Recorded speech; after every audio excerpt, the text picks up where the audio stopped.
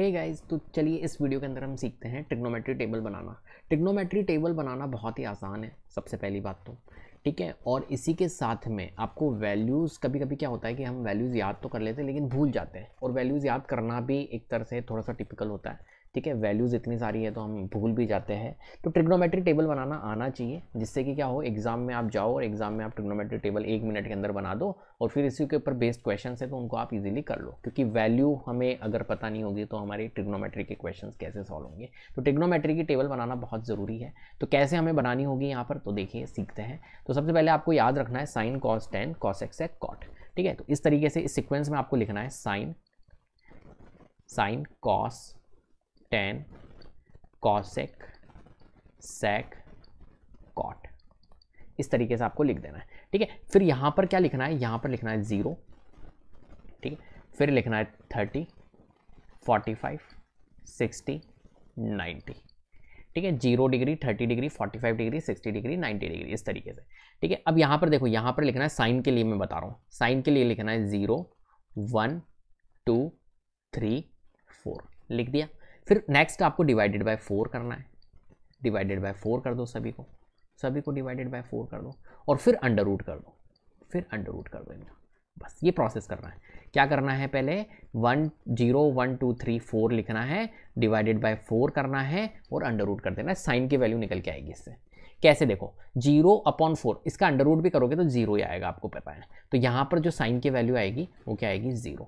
यहाँ पर देखो 1 का जो अंडर रूट होता है वो 1 होता है, और अंडर रूट 4 जो होता है, क्योंकि 1/4 के ऊपर पूरे के ऊपर अंडर रूट लगा हुआ है, तो 1 का अंडर रूट तो 1 ही होगा, और 4 का अंडर रूट क्या होगा हमारा, 2 होगा। तो ये क्या आ गई हमारी 1/2। अब यहाँ पर देखो, यहाँ पर वैल्यू कैसे निकलेगी, 2 1 जा 2 2 2 जा 4, तो ये क्या हो गया हमारा 1/2। अब मुझे एक बात बताओ, अंडर रूट 1 कितना होगा, आप कहोगे सर जी 1 ही होगा, और अंडर रूट 2 क्या होगा सर, सॉल्व नहीं होगा, तो अंडर रूट 2 ही रहेगा, 1/√2। और इसकी वैल्यू कितनी आएगी, √3/4। तो यहाँ पर देखो 3 तो सॉल्व नहीं होगा, तो √3, और यहाँ पर 4 ये सॉल्व हो जाएगा, तो 4 अंडर रूट कितना होता है, 2 होता है। ठीक है, और ये 4 से 4 कट, तो क्या आ गया आंसर 1। अंडर रूट 1 क्या होगा हमारा, 1 ही होगा। बात आ गई समझ में। तो क्या आया वैल्यू हमारा 0 1/2 1/√2 √3/2 और 1। यहाँ पर इसको रब करके और हम लिख देते 0 1/2 1/√2 √3/2 और 1। ठीक है, इसको रब करके हम यहाँ पर लिख देते हैं 0 1/2 1/√2 √3/2 और 1। ठीक है, ये वैल्यू लिख दी। अब कॉस के लिए आपको क्या करना है, उल्टा चलना है, यहाँ से चलना है। ठीक है, कॉस के लिए आपको क्या करना है, साइन की वैल्यू अपने को इस प्रोसेस से लगानी है। ठीक है, ये मेथड आपको लगाना है। अब साइन की वैल्यू आ गई ना, अब सबकी वैल्यू निकल जाएगी, कोई बड़ी बात नहीं। पहले अपने को साइन की वैल्यू के लिए करना है ये वाला प्रोसेस, 0 1 2 3 4 डिवाइडेड बाय 4, फिर अंडर रूट उसका। ये प्रोसेस आपको करने के बाद में आप कॉस के पास आएंगे। कॉस के लिए आप क्या करोगे, साइन का उल्टा लिख दो। देखो कॉस जो है यहाँ से स्टार्ट कर दो, यहाँ से लिखोगे तो पहले 1 आएगा, फिर √3/2 यहाँ पर आ जाएगा, √3/2, फिर ये 1/√2, फिर ये वाली वैल्यू हमारी यहाँ आ जाएगी, और ये 0 हमारा आ जाएगा यहाँ पर। आगे बात समझ में। चलो, तो साइन आ गया, कॉस हो गया। अब टेन लिखेंगे। टेन थीटा में आपको बता रहा हूँ, टेन थीटा ये होता है हमारा sine theta upon cos theta. क्या होता है, sine theta upon cos theta होता है हमारा टेन थीटा। तो sine theta upon cos theta होता है हमारा टेन थीटा। तो यहाँ पर हम करेंगे, क्या कर रहे हैं, एक तरह से हमें डिवाइड करना है, sine theta upon cos theta करना है। तो sine theta upon cos theta, देखो तो टेन थीटा के लिए आप क्या करोगे, साइन थीटा की वैल्यू जो है 0 और कॉस थीटा की जो वैल्यू है 1, तो 0/1 करोगे तो क्या आएगा, 0/1 0 आता है, यहाँ लिख दिया। फिर 1/2 डिवाइडेड बाय √3/2 लिखोगे, तो यहाँ से हम सॉल्व कर सकते हैं। बताऊँ कैसे, देखो 2 से 2 कटेगा तो क्या बचेगा, 1/√3, तो यहाँ लिखोगे 1/√3।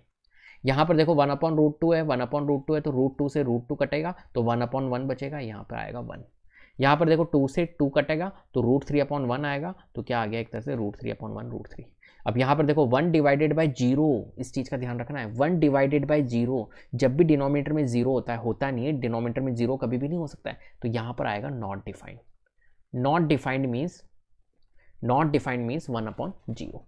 क्लियर है। अब देखो कॉसेक थीटा के लिए क्या करोगे, अब आपको पता होना चाहिए कि कॉसेक थीटा जो होता है वो साइन थीटा का अपोजिट होता है। ठीक है, इसके लिए आपको पता होना चाहिए, पंडित बद्री प्रसाद हर हर बोले, P H B। ठीक है, तो ये होता है हमारा साइन, ये होता है हमारा कॉस, ये होता है टेन, ये होता है कॉसेक, ये होता है सेक, और ये होता है कॉट। तो बेटा देखो साइन का उल्टा कौन होता है, कॉसेक, ठीक है, या कॉसेक का उल्टा होता है साइन, ऐसी कॉस का उल्टा होता है सेक, टेन का उल्टा होता है कॉट, सिंपल। अब यहाँ पर देखो कॉसेक थीटा की वैल्यू निकाल रहे हैं अपन, तो कॉसेक का उल्टा कौन होता है, साइन थीटा, तो साइन थीटा की अपने को वैल्यू को उल्टा करना है। यहाँ पर देखो बेटा क्या है, साइन थीटा 0 है, और कॉसेक के लिए हम क्या करेंगे, 0 का रेसिप्रोकल क्या होगा, तो 0 का रेसिप्रोकल होगा देखो 0 जो है वो क्या है, 0/1 लिखा हुआ होगा, ठीक है, 0/1, तो 0/1 का रेसिप्रोकल क्या होगा, 1/0, और 1/0 क्या होता है, मैंने भी आपको बताया था, नॉट डिफाइंड, तो यहाँ पर आप लिखोगे नॉट डिफाइंड, नॉट डिफाइंड, ठीक है, 1/0 आया।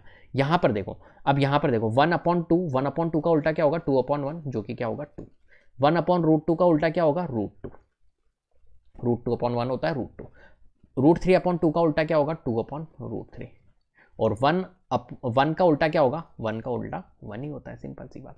अब सेक थीटा के लिए, सेक थीटा के लिए देखो, सेक थीटा किसका अपोजिट है, कॉस थीटा का, तो कॉस थीटा का अपोजिट करना है, तो 1 का रेसिप्रोकल क्या होगा, 1 का रेसिप्रोकल 1 ही, √3/2 का रेसिप्रोकल क्या होगा, 2/√3, 1/√2 का रेसिप्रोकल √2, 1/2 का रेसिप्रोकल 2, और 0 का रेसिप्रोकल क्या होगा, तो 0 जो लिखा हुआ है वो कैसे लिखा हुआ है, 0/1, तो 0/1 का रेसिप्रोकल 1/0, 1/0 क्या होता है, not defined, very good, not defined, clear है। अब देखो कॉट थीटा की वैल्यू निकालते हैं, तो कॉट थीटा के लिए क्या करेंगे भाई, कॉट थीटा जो होता है वो किसका रेसिप्रोकल होता है, टेन थीटा का, तो टेन थीटा का क्या करना है, हमें रेसिप्रोकल करना है, तो कॉट थीटा देखिए यहाँ पर टेन थीटा जो है 0 है, 0 मीन्स क्या होता है सर जी, 0 मीन्स 0/1, 0/1 का रेसिप्रोकल 1/0 होता है, 1/0 तो नॉट डिफाइंड हो गया, तो यहाँ पर आएगा हमारा नॉट डिफाइंड, नॉट डिफाइंड, ठीक है। अब देखो यहाँ पर टेन थीटा है 1/√3, तो यहाँ पर हो जाएगा √3/1, √3/1 क्या होता है, √3 होता है, ठीक है। फिर यहाँ पर चलते देखो, यहाँ पर 1 है, तो 1 का रेसिप्रोकल हमारा 1 ही होता है,